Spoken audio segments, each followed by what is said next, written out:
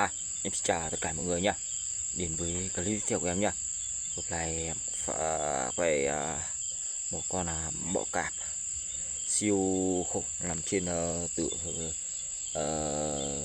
gần tường nhà, gần tường nhà em. Con này phát hiện ở trên bộ trên hình tường, lạ chứ bác ơi, to này, quá to luôn này.